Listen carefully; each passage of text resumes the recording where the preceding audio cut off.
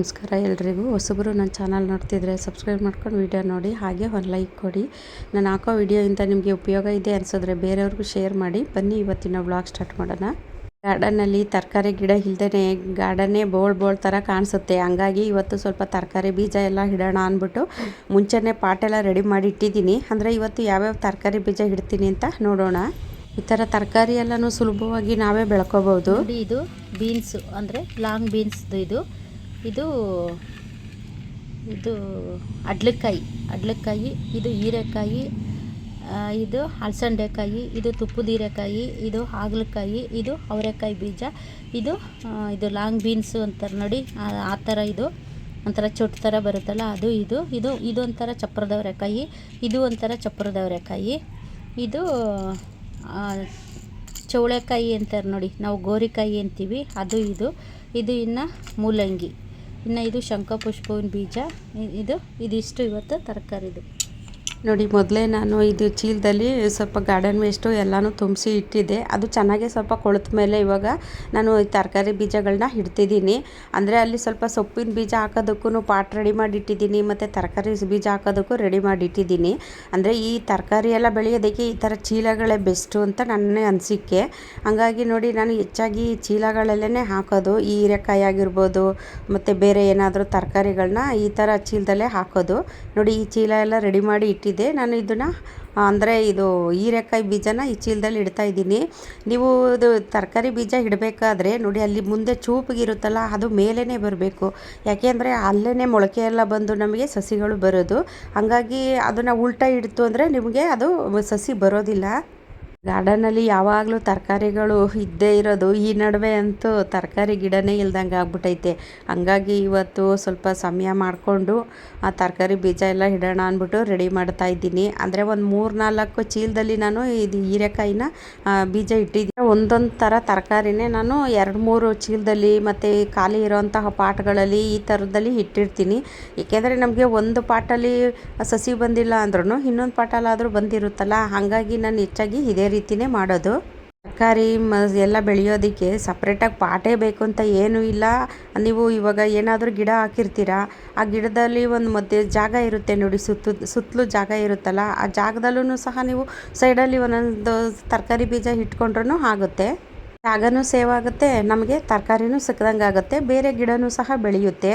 ನಾನು ಹೆಚ್ಚಾಗಿ ಇದೇ ರೀತಿಯೇ ಮಾಡೋದು. ಯಾಕೆಂದರೆ ನಾವು ಇವಾಗ ತರಕಾರಿಗೇ ಸಪ್ರೇಟು ಪಾಟು, ಚೀಲ ಮತ್ತು ಗಿಡಗಳಿಗೆ ಸಪ್ರೇಟು ಅಂತ ಎಲ್ಲ ನೋಡ್ತಾ ಹೋದರೆ ಎಷ್ಟು ಅಂತ ಇಟ್ಕೊಳಕ್ಕಾಗುತ್ತೆ ಅಲ್ವಾ.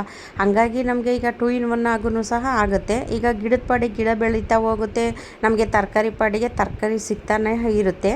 ಹಾಗಾಗಿ ನಾನು ಹೆಚ್ಚಾಗಿ ಇದೇ ರೀತಿಯೇ ಮಾಡೋದು. ನೋಡಿ, ಇವು ದಾಸವಾಳ ಗಿಡ ದೊಡ್ಡ ದೊಡ್ಡ ಪಾಟ್ ಇದೆಯಲ್ಲ, ಹಾಗಾಗಿ ಆ ದಾಸವಾಳ ಗಿಡ ಸುತ್ತಲೂ ಮಣ್ಣೆಲ್ಲ ತೆಗೆದುಬಿಟ್ಟು ಸ್ವಲ್ಪ ತರಕಾರಿ ಬೀಜನ ಇಡ್ಬೋದು. ಇನ್ನು ನೋಡಿ, ಈ ಚೀಲದಲ್ಲಿ ನಾನು ಪರಂಗಿ ಹಣ್ಣಿನ ಸಸಿನ ಇಟ್ಟಿದ್ದೀನಿ. ಅದರಲ್ಲೂ ಅಷ್ಟೇ ಸುತ್ತಲೂ ಜಾಗ ಇದೆಯಲ್ಲ, ಅದು ಸುಮ್ಮನೆ ಯಾಕೆ ವೇಸ್ಟ್ ಅಂದ್ಬಿಟ್ಟು ನಾನು ಅದರಲ್ಲೂ ಸ್ವಲ್ಪ ತರಕಾರಿ ಬೀಜ ಇಟ್ಟಿದ್ದೀನಿ. ಇನ್ನು ಇದು ದಾಸವಾಳ ಗಿಡ. ಇದು ದಾಸವಾಳ ಮೊನ್ನೆ ರೀಪಾಟ್ ಮಾಡಿದ್ದೆ. ಆ ರೀಪಾಟ್ ಮಾಡಿದ್ಮೇಲೆ ಅದು ಚೆನ್ನಾಗೂ ಸೆಟ್ ಆಗಿದೆ ನೋಡಿ. ಅದು ಸುತ್ತಲೂ ಜಾಗ ಇದೆಯಲ್ವಾ, ಸುಮ್ಮನೆ ಅದು ಏನಕ್ಕೆ ವೇಸ್ಟ್ ಆಗುತ್ತಲ್ವಾ. ಹಾಗಾಗಿ ನಾನು ಇದಕ್ಕೆ ಬೀನ್ಸ್ ಬೀಜನ ಇಡ್ತಾ ಇದ್ದೀನಿ.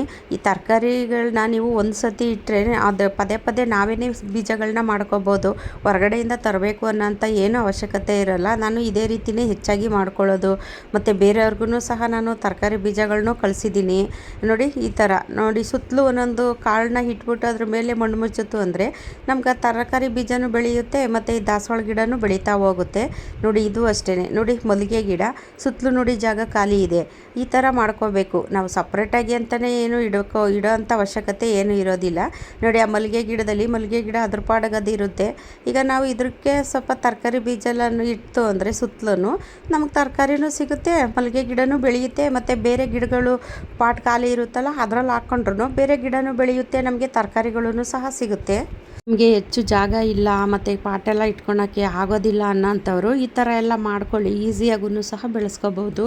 ಅದರಲ್ಲೂ ಯಾವುದೇ ರೀತಿ ಕೆಮಿಕಲ್ ಇಲ್ದಲೆ ನಾವೇ ಬೆಳೆದು ನಾವೇ ತಿನ್ನೋದ್ರಿಂದ ಆರೋಗ್ಯನೂ ಚೆನ್ನಾಗಿರುತ್ತೆ, ಮತ್ತು ತರಕಾರಿನೂ ಸಹ ನಮಗೆ ಹೆಚ್ಚಾಗಿ ನಾವೇ ಬೆಳ್ಕೊಬೋದು.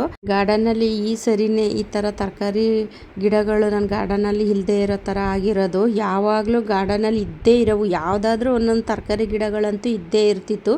ಅಂದರೆ ನಾನು ಹೊರಗಡೆಯಿಂದ ತರಕಾರಿ ಏನೂ ತೊಗೊಂಡು ಬರ್ತಾ ಇರಲಿಲ್ಲ. ಟೊಮೊಟೊ ಆಗಲಿ ತರಕಾರಿ ಆಗಲಿ ಏನೂ ತರ್ತಿರ್ಲಿಲ್ಲ. ಈ ನಡುವೆ ತರ್ತಿದ್ದೀನಿ ಅಷ್ಟೇ. ಯಾಕೆಂದರೆ ಈ ತರಕಾರಿ ಬೀಜ ಎಲ್ಲನೂ ಇಟ್ಟಿಲ್ಲ, ತುಂಬ ಕೆಲಸ ಇರೋ ಕಾರಣ ಇದ್ರ ಕಡೆ ನಾನು ಗಮನನ ಕೊಟ್ಟಿರಲಿಲ್ಲ. ಅದರಲ್ಲೂ ಈ ಪಾಟ್ ರೆಡಿ ಮಾಡಿ ಇಟ್ಟು ಒಂದು ತಿಂಗಳಾಗಿತ್ತು. ತಿಂಗಳಾದಮೇಲೆ ಇವಾಗ ನಾನು ಇದು ಬೀಜಗಳನ್ನ ಇಡ್ತಾ ಇದ್ದೆ. ಇದು ಮಲ್ಲಿಗೆ ಗಿಡ. ಮಲ್ಲಿಗೆ ಗಿಡದಲ್ಲಿ ನೋಡಿ ಸುತ್ತಲೂ ಎಷ್ಟೊಂದು ಖಾಲಿ ಜಾಗ ಇದೆ. ಹಂಗಾಗಿ ನಾನು ಅದಕ್ಕೆ ಈ ಬೀನ್ಸ್ನ ಇಡ್ತಾ ಇದ್ದೀನಿ. ಈ ಲಾಂಗ್ ಬೀನ್ಸ್ ಬರುತ್ತೆ ನೋಡಿ, ಈ ಮಾರ್ಕೆಟಲ್ಲೆಲ್ಲ ಸಿಗುತ್ತಲ್ಲ, ಡೈಲಿ ನಾವು ಅಡುಗೆ ಮನೇಲಿ ಯೂಸ್ ಮಾಡ್ತೀವಿ ನೋಡಿ, ಅಡುಗೆಗೆಲ್ಲ ಬೀನ್ಸು, ಆ ಥರದ್ದು ಇದು ಬೀನ್ಸ್ ನೋಡಿ. ಇವನನ್ನ ಪೋಲಿ ಏನವ ಇದು, ನಾನು ತರಕಾರಿ ಬೀಜ ಹಾಕಕ್ಕಿಲ್ಲಿ ಲೈನಲ್ಲಿ ಕೂತಿದ್ರೆ ನೋಡಿ ಇವನು ಏನು ಮಾಡೋದು ಇವನಿಗೆ. ಗುಂಡವ ಪೋಲಿ ನೋಡಿ ಏನು ಮಗನೇ ಇಲ್ಲಿ ಐ ಜಾನಿ ನೋಡಿ ನನ್ನ ಒಂದು ಸೆಕೆಂಡು ಬಿಟ್ಟಿರೋದಿಲ್ಲ. ಅವನು ನನ್ನ ಹಿಂದೆ ಮುಂದೆನೇ ಸುತ್ತಿರ್ತಿರ್ತಾನೆ. ಅಲ್ಲಿ ನಾನು ಕೂತ್ಕೊಂಡು ಆ ತರಕಾರಿ ಬೀಜಗಳನ್ನ ಇಡೋಣ ಅಂತಿದ್ರೆ ಅಲ್ಲಿ ಬರೋದು, ನನ್ನ ಹಿಂದೆ ಮಲ್ಕೊಂಡಿರೋದು, ನನ್ನ ಪಕ್ಕನೇ ನಿಂತಿರೋದು, ಈ ಥರ ಎಲ್ಲ ಮಾಡ್ತಿರ್ತಾನೆ. ಅವ್ನು ಮಾಡೋದು ನೋಡಿದ್ರೆ ನಿಜಕ್ಕೂ ನನಗೆ ಒಂದೊಂದು ಸತಿ ಅಳು ಬಂದುಬಿಡುತ್ತೆ. ಅಪ್ಪ ಯಾರು ಇಷ್ಟು ನಮ್ಮನ್ನು ಕೇರ್ ಮಾಡೋದಿಲ್ಲ, ಇವನು ಜಾನಿ ಇಷ್ಟು ಕೇರ್ ಮಾಡ್ತಾನಲ್ಲ ಅಂತ ಒಂದೊಂದು ಸರಿ ತುಂಬಾ ನನಗೆ ಅಳು ಬಂದಂಗೆ ಆಗ್ಬಿಡುತ್ತೆ. ಎಷ್ಟು ಕೇರ್ ಮಾಡ್ತಾನೆ ಜಾನಿ ಅಂದರೆ ನನ್ನ ನೋಡಿ.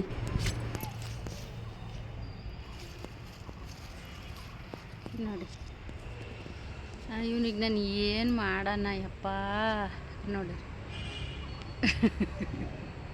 ನೋಡಿ ಹೆಂಗೆ ಮನೆ ಕಂಡವನೆ ಅಂತ. ಕೆಲಸ ಮಾಡೋಕ್ಕಾಯ್ತದ ನಾನು? ಈ ಥರ ಎಲ್ಲ ಮಾಡೋದು ನೋಡಿದ್ರೆ ನನಗೆ ಹೊಟ್ಟೆಲ್ಲ ಹೊರದೋದಂಗೆ ಆಗುತ್ತೆ. ಅದಕ್ಕೆ ಹೇಳೋದು ಪ್ರಾಣಿಗಳಿಗೆ ನಿಯತ್ತು ಜಾಸ್ತಿ ಅಂತ. ಗುಂಡ್ಮಣಿ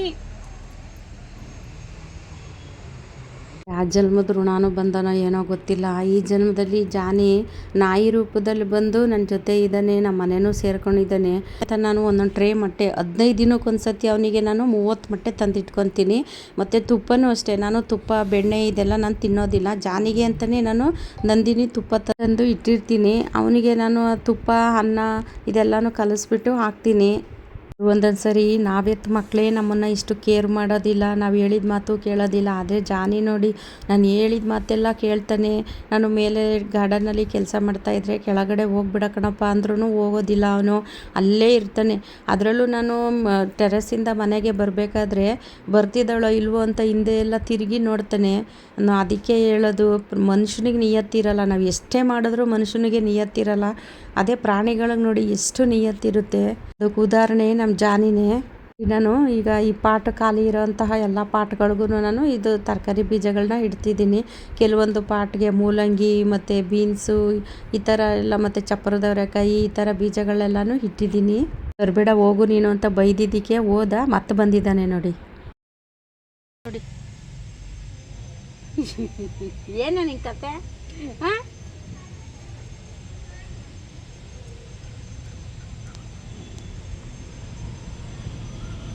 ಗುಂಡ್ಮಣಿ ಅವನು ಹೋಗೋ ಥರ ಹೋಗ್ತಾನೆ, ಮತ್ತೆ ಬರ್ತಾನೆ, ಹೋಗಲ್ಲ. ಅವನು ಎಲ್ಲೂ ಹೋಗೋದಿಲ್ಲ, ನನ್ನ ಬಿಟ್ಟು ಪಾಪ ಅವನು ಎಲ್ಲೂ ಹೋಗೋದಿಲ್ಲ. ಈ ಥರ ಪ್ರಾಣಿಗಳನ್ನ ಸಾಕಿ ಮತ್ತು ಗಿಡಗಳನ್ನ ಬೆಳೆಸಿ ಅಂತ ಹೇಳಕ್ಕೆ ಇಷ್ಟಪಡ್ತೀನಿ. ಏಕೆಂದರೆ ಜಾನಿ ತೋರಿಸೋ ಪ್ರೀತಿ ಮುಂದೆ ಯಪ್ಪ ನಿಜಕ್ಕೂ ನನಗೆ ಅಳು ಬಂದ್ಬಿಡುತ್ತೆ. ಅಷ್ಟು ಪ್ರೀತಿ ತೋರಿಸ್ತಾನೆ ಜಾನಿ. ನೋಡಿ ಇದೊಂದು ಪಾಟ್ ಖಾಲಿ ಇತ್ತು, ಹಂಗಾಗಿ ಇದಕ್ಕೆ ಲಾಂಗ್ ಬೀನ್ಸ್ ಇಡ್ತಾ ಇದ್ದೀನಿ. ಲಾಂಗ್ ಬೀನ್ಸ್ ಅಂದರೆ ಇದೊಂಥರ ಬೀನ್ಸು, ಒಂಥರ ಇದು ಚೊಟ್ಟು ಥರ ಬರುತ್ತೆ. ಅಂದರೆ ಬೀನ್ಸೇ ಬೇರೆ, ಇದೇ ಒಂಥರ ಬೀನ್ಸು, 2 ವೆರೈಟಿ ಇದೆ ನೋಡಿ. ಅದಕ್ಕೆ ಅಂದರೆ ಅದು ಕಾಳೆಲ್ಲನೂ ಅದ್ರ ಮೇಲೇ ಉದುರಿಸ್ಬಿಟ್ಟು ಅದ್ರ ಮೇಲೆ ಸ್ವಲ್ಪ ಮಣ್ಣು ಹಾಕಿ ಮುಚ್ಚಿತು ಅಂದರೆ ಅದು ಸಸಿಗಳು ಸಹ ಬರುತ್ತೆ ನೋಡಿ. ಇವಾಗ ಎಲ್ಲ ಪಾಟ್ಗೆ ಮತ್ತು ಈ ಚೀಲಕ್ಕೆ ಎಲ್ಲ ತರಕಾರಿ ಬೀಜಗಳನ್ನ ಇಟ್ಟಿದ್ದಾಯಿತು ನೋಡಿ. ನೀರೆಲ್ಲ ಹಾಕ್ತಾಯಿದ್ದೀನಿ. ಅಂದರೆ ನನಗೆ ಒಂದು ಕೈಲಿ ಫೋನ್ ಇದೆ, ಒಂದು ಕೈಲಿ ನೀರು ಸರಿಗೆ ಹಾಕ್ತಾಯಿಲ್ಲ, ಹಂಗಾಗಿ ಸ್ವಲ್ಪ ನೀರು ಹಾಕೋದನ್ನು ತೋರಿಸ್ತಿದ್ದೀನಿ ಅಷ್ಟೇ. ನೀರು ಸ್ವಲ್ಪ ಜಾಸ್ತಿನೇ ಹಾಕಿ, ಯಾಕೆ ಅಂದರೆ ಅದು ಬೀಜಗಳೆಲ್ಲ ನೆನಿಬೇಕು ಮತ್ತು ಮಣ್ಣೆಲ್ಲ ಒಣಗಿರುತ್ತೆ, ಅದೆಲ್ಲ ಚೆನ್ನಾಗಿ ತೇವ ಆಗಬೇಕು. ಅವಾಗೇ ಅದು ನಾವು ಇಟ್ಟಿರೋಂತಹ ಬೀಜಗಳೆಲ್ಲ ಚೆನ್ನಾಗೇ ಬರೋದು. ಇಲ್ಲ ಸ್ವಲ್ಪ ನೀರೆಲ್ಲ ಜಾಸ್ತಿ ಹಾಕಿಲ್ಲ ಅಂತಂದರೆ ಮಣ್ಣೆಲ್ಲ ಹಂಗೆ ಇರುತ್ತೆ, ಅದು ಬೀಜ ಎಲ್ಲ ನೆನೆಯೋದಿಲ್ಲ. ಚೆನ್ನಾಗಿ ಬೀಜ ನೆಂದ ಮೇಲೆ ಅದು ಜರ್ಮಿನೇಟ್ ಆಗೋದು. ನೋಡಿ ಇವಾಗ ಒಂದು ವಾರ ಆದಮೇಲೆ ತೋರಿಸ್ತಾ ಇದ್ದೀನಿ ನೋಡಿ ಎಷ್ಟು ಚೆನ್ನಾಗಿ ನಾನು ಹಾಕಿದಂತಹ ಬೀಜಗಳೆಲ್ಲ ಬಂದಿದೆ ಅಂತ. ಈ ವಿಡಿಯೋ ಇಷ್ಟ ಆದರೆ ಬೇರೆಯವ್ರಿಗೂ ಶೇರ್ ಮಾಡಿ, ಹಾಗೆ ಒಂದು ಲೈಕ್ ಮಾಡಿ. ಮುಂದಿನ ವಿಡಿಯೋದಲ್ಲಿ ಸಿಗ್ತೀನಿ. ಎಲ್ರಿಗೂ ಧನ್ಯವಾದಗಳು.